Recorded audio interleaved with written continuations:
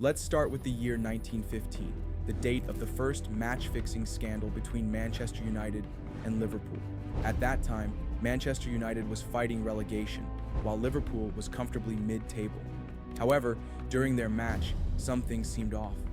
The referee noticed a lack of effort from Liverpool players who missed a penalty, and some players even got upset when their teammates attempted to score. The match ended 2-0 for Manchester United, saving them from relegation while Chelsea went down. Later, it was discovered that 7 players on the pitch were involved in a betting scandal where they had all wagered on a 2-0 victory for Manchester United. The English Football Association banned the 7 players from football for life for fixing the match. However, match fixing is still common in football today. And don't forget to subscribe to my channel. Your support means so much to me. What we don't see anymore is what happened in 1924 when officials went as far as digging holes in the pitch to try to injure players. During a championship match in Buenos Aires, the Argentine team Chacarita wanted to win so badly that they snuck onto the field late at night and dug holes in the pitch, hoping their opponents would break their legs by falling into them.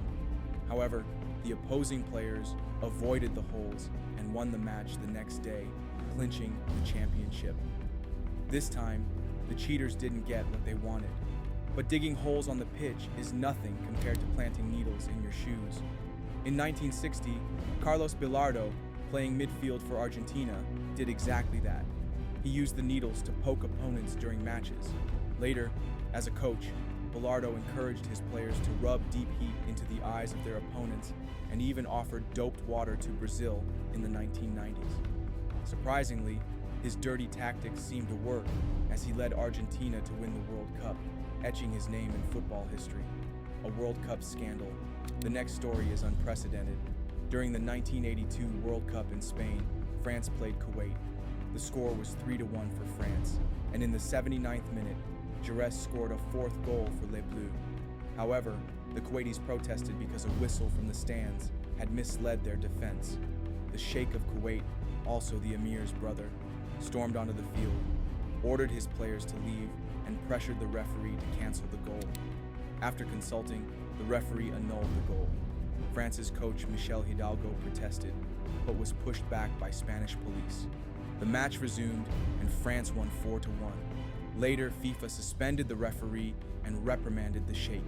The same 1982 World Cup witnessed another controversial event.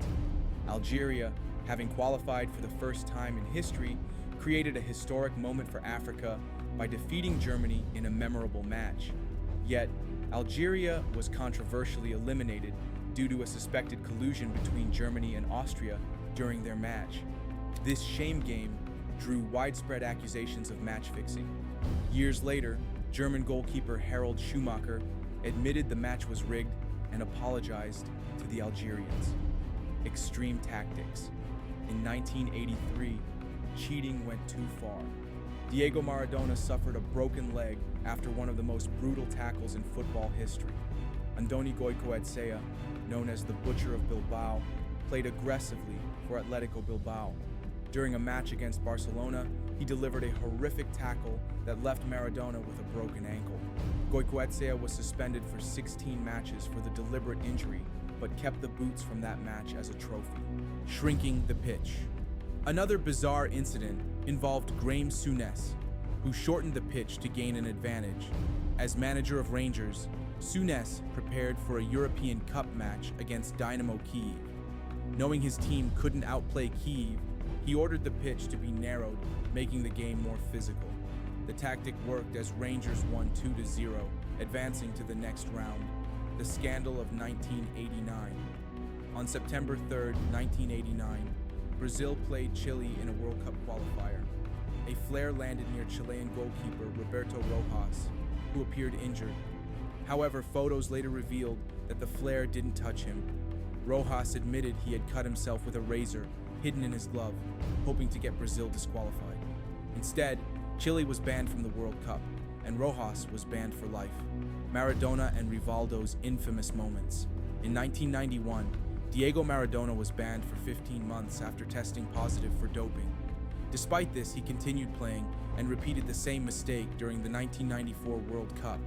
In 2002, During a World Cup match, Rivaldo feigned injury after being hit by a ball.